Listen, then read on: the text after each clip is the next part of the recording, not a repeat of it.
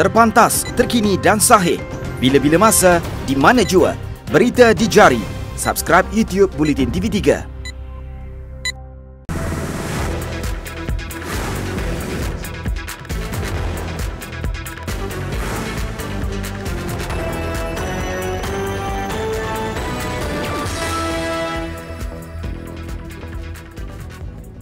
Assalamualaikum dan salam sejahtera. Pasukan pakar patologi dari Hospital Kuala Lumpur tiba di Jabatan Perubatan Forensik Hospital Tuanku Jaafar HTJ Seremban Negeri Sembilan pagi tadi. Pasukan itu bertanggungjawab menjalankan proses bedah siasat terhadap mayat remaja Island Nora Ann Corin, 15 tahun. Kumpulan patologi berkenaan tiba jam 9 pagi tadi dengan seorang pegawai kanan mengetuai proses bedah siasat yang bermula lebih kurang jam 10 pagi. Pekarangan Jabatan Perubatan Forensik HTJ terus dipenuhi dengan petugas media sejak jam 7 pagi. Dua individu dipercayai waris terdekat Nora Ann dilihat memasuki Jabatan Perubatan Forensik pada kira-kira 8.30 pagi. Turut kelihatan timbalan Ketua Polis Negeri Sembilan Senior Assistant Commissioner Cik Zakaria Uthman. Petugas media dimaklumkan bahawa satu sidang media akan diadakan oleh pihak polis selepas bedah siasat selesai dijalankan. Nora Ann dilaporkan hilang dari bilik penginapannya di sebuah resort oleh keluarganya pada jam 8 pagi 4 Ogos lalu. Remaja yang mengalami masalah lembam itu tiba bersama keluarganya di Malaysia pada 3 Ogos untuk percutian selama 2 minggu.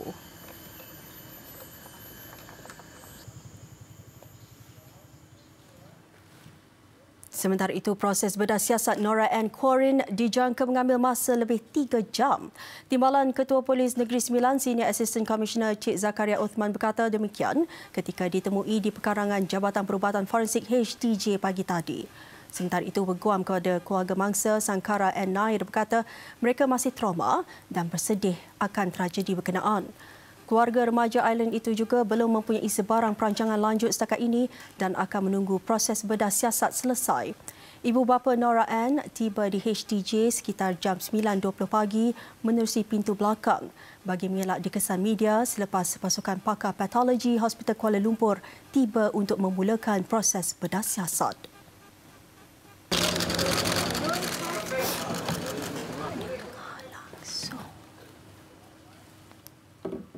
Sementara itu, keluarga Nora Ann mengucapkan terima kasih kepada semua pihak yang terlibat dalam misi mencari remaja berkenaan. Kenyataan dibuat menerusi laman Facebook Lucy Blackman Trust yang menjadi jurucakap keluarga itu. Penghargaan juga diberikan kepada penduduk setempat dan individu yang memberi doa dan sokongan kepada mereka. Katanya Nora telah menyentuh hati dan menyatukan ramai orang, terutamanya dari Perancis, Ireland, Britain dan Malaysia. Nora Ann adalah anak sulung daripada 3 beradik pasangan warga Ireland Perancis, Maeve Josephine Corin dan Sebastian Philip. Seterusnya kita bersama wartawan Ridwan Husin langsung dari Unit Forensik Hospital Tuanku Jaafar Seremban. Jadi Ridwan, ya, apa perkembangan proses bedah siasat yang boleh dilaporkan setakat ini? Ridwan? Baik, terima kasih Azwaliza di Seri Pentas. Saya dan rakan-rakan media yang lain masih lagi berkampung di hadapan Jabatan Perubatan Forensik Hospital Tuanku Jaafar HTJ Seremban ini bagi mengikuti perkembangan proses bedah siasat ke atas mayat Nora Ann yang telah ditemui oleh pihak berkuasa semalam. Dan maklumat terbaru, kami baru saja dimaklumkan proses bedah siasat yang telah pun bermula kira-kira jam 11 pagi tadi masih lagi berjalan ketika ini. Dan menurut timbalan Ketua Polis Negeri Sembilan Senior Assistant Commissioner Cik Zakaria Uthman dalam satu kenyataan ringkasnya baru saja sebentar tadi berkata proses bedah siasat itu dijangka akan mengambil masa yang lebih lama berbanding jangkaan awal iaitu lebih 3 jam. Dan hadir di sini pagi tadi termasuklah ibu bapa serta saudara terdekat mangsa yang telah pun menjalankan proses pengecaman sekali lagi selain menguruskan pelbagai dokumen yang berkaitan. Dan pengesahan awal identiti mayat itu sebenarnya telah pun dibuat petang semalam melalui proses pengecaman oleh ahli keluarga mangsa remaja Malang itu. Dan sepanjang pagi tadi menurut pemerhatian kami di sini turut kelihatan wakil-wakil dari Kementerian Luar Negeri serta pelbagai pihak berkuasa lain. Apa-apa pun usai sahaja proses bedah siasat nanti, satu sidang media akan dijangka akan dibuat pada jam 5 petang di hadapan Jabatan Forensik HTJ Seremban ini oleh sama ada oleh Ketua Polis Negeri Sembilan Datuk Muhammad Mat Yusof atau timbalannya SAC Cik Zakaria Osman. Dan saya kira sekian saja perkembangan yang boleh saya bawakan daripada HTJ Seremban ini. Kita kembali ke Seri Pentas bersama Azwaliza untuk berita selanjutnya. Terima kasih Ridwan dengan laporan itu tadi. Dalam pada itu, Menteri Dalam Negeri Tan Sri Muhyiddin Mohamad Yassin melahirkan rasa sedih dengan tragedi yang menimpa Nora Ann. Menerusi satu kenyataan ringkas, Tan Sri Muhyiddin turut mengucapkan takziah kepada ahli keluarga mendiang. Beliau juga mengucapkan terima kasih kepada pasukan mencari dan menyelamat SAR dan semua pihak yang terbabit dalam usaha pencarian termasuk pasukan sukarelawan turut membantu. Semalam, keluarga Nora Ann mengesahkan mayat perempuan yang ditemui pada jam 1.57 tengah hari adalah ahli keluarga mereka yang dilapor hilang sejak 4 Ogos lalu. Mayatnya ditemui di kawasan Belurah dekat anak sungai, kira-kira 2.5 km dari resort. Dia dilaporkan hilang setelah usaha mencari memasuki hari ke-10 semalam. Mayat tanpa pakaian tetapi dalam keadaan sempurna itu ditemui oleh sepasukan pendaki sukarelawan.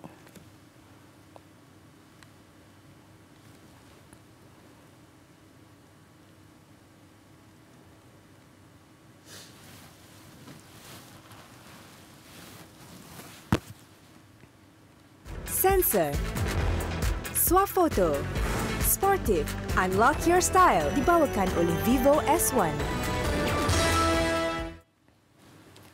Perkembangan kemerosotan kualiti udara di Miri susulan kebakaran belukar dan tanah gambut di kawasan itu. Indeks pencemaran udara IPU dicatatkan di Stesen Institut Latihan Perindustrian ILP Miri masih berada pada tahap berbahaya iaitu 363 pada jam 1 tengah hari tadi. Untuk laporan lanjut kita terus bersama Adib Othman di Permijaya. Jadi Adib, ya, bagaimana dengan perkembangan operasi pemadaman api ketika ini, Adib? Baik, terima kasih Azwaliza di Seri Pentas. Keadaan hujan yang turun membasahi bumi Miri sebentar tadi seolah-olah sebuah rahmat buat penduduk di bandaraya ini. Keadaan hujan ini sedikit sebanyak membantu memulihkan keadaan kebakaran tanah gambut, terutama di kawasan Kuala Baram.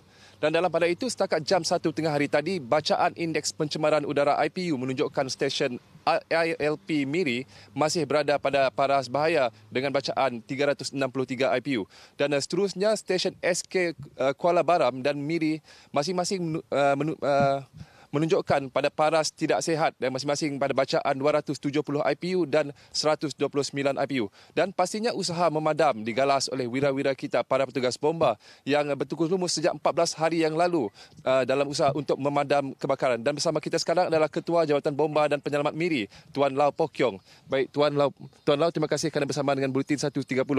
Tuan, bolehkah ceritakan bagaimanakah operasi serta kaedah pemadaman yang dijalankan? Untuk makluman semua, setakat hari ini kita dah 14 hari beroperasi di kawasan Kuala Baram. So keadaannya sepatutnya makin baiklah. Kita beroperasi sehingga semalam dan kita ada tinggal satu tompok saja yang masih aktif membakar dan mengeluarkan asap. Jadi keseluruhan kawasan yang telah terbakar dan mengeluarkan asap adalah 684 hektar. So dia masih aktif mengeluarkan asap dan menyebabkan jelebu pada pagi ini di seluruh kawasan Miri dan menyebabkan ketiga-tiga stesen IPU memberi bacaan yang tidak sihat. So usaha bomba hari ini ialah memastikan satu tompok yang berdekatan dengan kita, di belakang kita sahaja, untuk dipadam sepenuhnya, iaitu seluas 50 hektar. Dan pasukan kita dah masuk pada 3 penjuru untuk memutuskan kepala api dan juga memadam asap di sekitarnya. Dan kita harap juga dengan hujan yang turun tengah hari tadi akan mengurangkan jelebu di kawasan sekitar Miri, terutamanya di kawasan highway Kuala Baram kita yang akan mengganggu sedikit lalu lintas kita. Saya percayalah dengan keadaan usaha dan hari ini dan juga bantuan yang akan datang dan juga bantuan telah diberi oleh Ibu Jabat kita di Negeri Sarawak telah sedikit sebanyak telah membantu kita lah dari segi usaha untuk memadam kebakaran ini. Baik, Tuan. Tuan, difahamkan esok ada pesawat bombardier akan tiba untuk membantu pemadaman. Boleh kongsikan sedikit, Tuan? Ya, kita dah dapat maklumat daripada masyarakat semalam. Kita dapat berita baik bahawa kita akan dibantu oleh pesawat daripada APMM atau Marine Team, pesawat bombardier untuk membantu kita memadam sisa-sisa kebakaran yang ada dan juga kepala api yang agak jauh daripada pencapaian anggota kita. Dan saya percaya sekiranya bantuan ini dapat memberi kita bacaan lebih baiklah akan datang. Baik, terima kasih Tuan. Thank you. Baik, saya kira setakat itu saja laporan kami daripada Miri dan kita kembali kepada rakan setugas di Sri Pentas. Silakan. Terima kasih Adib atas laporan itu tadi. Lagi kes buli di jalan raya, seorang lelaki berusia 27 tahun yang gambarnya tersebar menerusi video tular di laman sosial dipercayai kerana membuli seorang pemandu wanita ditahan polis semalam. Lelaki itu menyerah diri di Ibu Pejabat Polis Daerah Ceras jam 3.30 petang selepas polis bertindak atas maklumat pengandu berusia 20 tahun yang membuat laporan selepas kejadian berhampiran Bulatan Ceras Sabtu lalu. Difahamkan ketika kejadian, wanita terbabit memandu bersama emak dan kakaknya di Jalan Yaakob Latif. Sebelum kenderaannya secara mengejut dihampiri kereta jenis Toyota Vios yang berhenti dan lelaki tersebut memarahinya. Pengadu yang enggan melayan meneruskan pemanduan bagaimanapun diikuti suspek menghampiri Bulatan Ceras dan sekali lagi memberhentikan keretanya secara mengejut di hadapan kereta pengadu. Bangsa yang tidak dapat mengelak terlanggar belakang kenderaan lelaki terbabit. Dia kemudiannya melulu ke arah kereta pengadu dan mengeluarkan kata-kata kesat menumbuk cermin sisi kereta pengadu sehingga patah dan membaling semula cermin terbabit ke arah wanita itu. Suspek dijangka direman hari ini dan disiasat di bawah Seksyen 427 Kanun Keseksaan. Ambil. Mahkamah Tinggi Kuala Lumpur hari ini menangguhkan prosiding perbicaraan kes pecah amanah salah guna kedudukan dan pengubahan wang haram yang dihadapi bekas Perdana Menteri Datuk Seri Muhammad Najib Tun Razak ke Isnin depan. Hakim Muhammad Nazlan Muhammad Ghazali membuat keputusan itu selepas membenarkan permohonan Ketua Peguam Bela Tan Sri Muhammad Syafiq Abdullah menangguhkan prosiding kerana anak guamnya mengalami infeksi pada kedua-dua belah matanya. Mahkamah diberitahu bahawa Datuk Seri Najib diberi cuti sakit selama 3 hari bermula hari ini selepas merujuk doktor pakar mata pagi tadi. Timbalan Pendakwa Raya Datuk V. Sitambaram setuju kes itu ditangguhkan. Bagaimanapun pihak pendakwaan akan berbincang dengan pasukan yang mengendalikan perbicaraan kes One Malaysia Development Berhad 1MDB supaya kes ini dapat didengar habis sekurang-kurangnya peringkat pendakwaan dahulu. Hari ini prosiding membabitkan dana SRC International sepatutnya menyambung semula keterangan saksi terakhir pendakwaan iaitu penolong kanan Pesuruhjaya Bahagian Operasi Khas Suruhanjaya Pencegahan Rasuah Malaysia SPRM Rosli Hussein sebelum perbicaraan kes 1MDB yang dijadual bermula Isnin depan.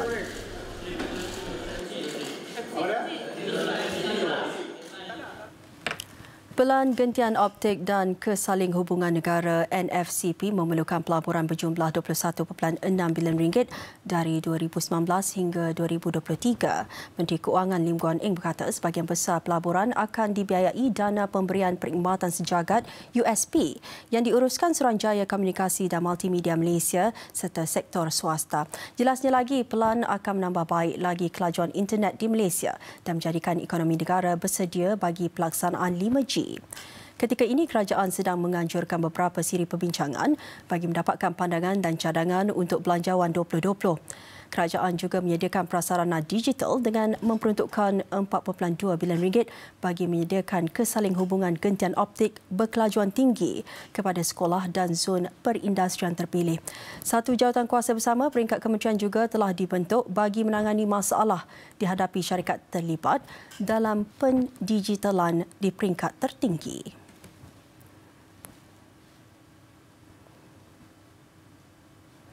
Sentimen pengguna dan perbelanjaan pengguna di Malaysia kekal rendah jika dibandingkan suku keempat tahun lalu.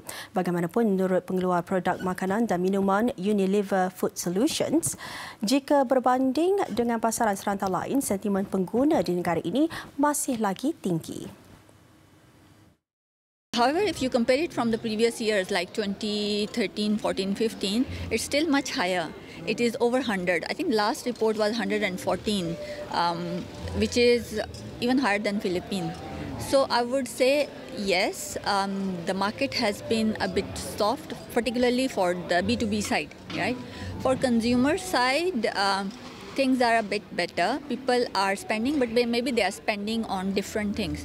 Mengulas mengenai usaha digital, Unilever telah melancarkan aplikasi Food Pulse bagi membantu pengusaha makanan untuk mendapatkan maklum balas pelanggan.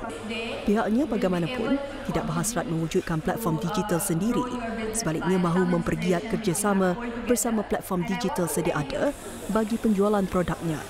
Terdahulu berlangsung Forum Masa Depan Makanan 2019 di mana Unilever menampilkan produk masa depan dengan aplikasi dan platform digital.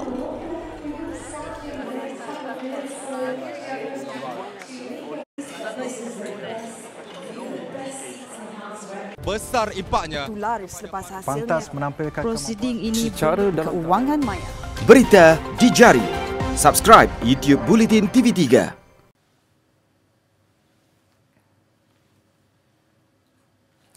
Presiden Amerika Syarikat Donald Trump berharap situasi menang-menang akan dapat dicapai oleh semua pihak termasuk China ketika ketegangan di Hong Kong semakin memuncak. Menerusi satu hantaran di Twitter, Trump mendedahkan laporan agensi prinsip Amerika yang mendapati China sedang mengerahkan angkatan tenteranya di sempadan Hong Kong.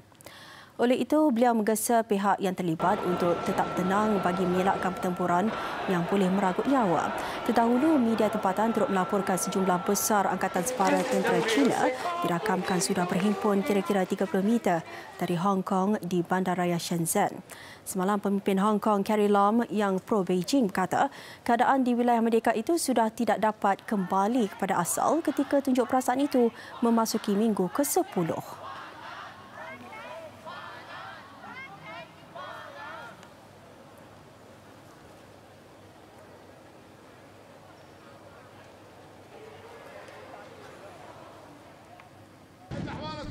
Di sempadan Yaman, pemberontak Houthi melancarkan serangan drone ke atas Arab Saudi dengan menyasarkan kawasan meletak pesawat di lapangan terbang Abha. Perkara itu dimaklumkan menerusi stesen televisyen Masirah TV milik kumpulan berkenaan. Arab Saudi dalam satu kenyataan mengatakan serangan yang dilancarkan dari Sana'a itu bagaimanapun tidak terkena pada lokasi yang disasarkan. Sebaliknya jatuh pada kawasan orang awam di Amran. Kumpulan pemberontak Houthi yang dikatakan pro-Iran telah menyingkirkan pemerintahan kerajaan Yaman yang disokong Arab Saudi dan antarabangsa pada tahun 2014. Serangan peluru berpandu dan drone dari kumpulan itu ke Arab Saudi semakin kerap dilaporkan sejak kebelakangan ini. Besar impaknya. Tular selepas hasilnya. Pantas menampilkan prosiding ini keuangan maya. Berita di jari. Subscribe YouTube Bulletin TV3. Keperkembangan bola sepak antarabangsa. Aksi pusingan kedua Liga Juara Asia AFC, Kelab Arab Saudi Al Hilal mara ke perlawanan suku akhir meskipun tewas 0-1 pada perlawanan kedua menentang Kelab Senegara Al Ahli. Al Hilal mara selepas keputusan agregat memihak kelab itu 4-3. Merakam kemenangan 4-2 ketika bertandang ke gelanggang Al Ahli pada aksi pertama nyata memberi kelebihan buat Al Hilal. Ketika aksi di laman sendiri, mereka lebih mengutamakan tumpuan di bahagian pertahanan. Bafetimbi Gomez berpeluang meledak gol pembukaan tuan rumah minit ke-28, namun tendangannya tersasar. Sebaliknya, ketika perlawanan berbaki 3 minit sebelum tamat separuh masa, Al Ahli merapat defisit menerusi jaringan Abdul Fattah Asiri. Al Ahli menggandakan serangan pada babak kedua. Bagaimanapun tuan rumah kental bertahan hingga tamat permainan. Melangkah ke suku akhir, Al Hilal bakal bertemu kelab senegara Al Ittihad pada 27 Ogos ini.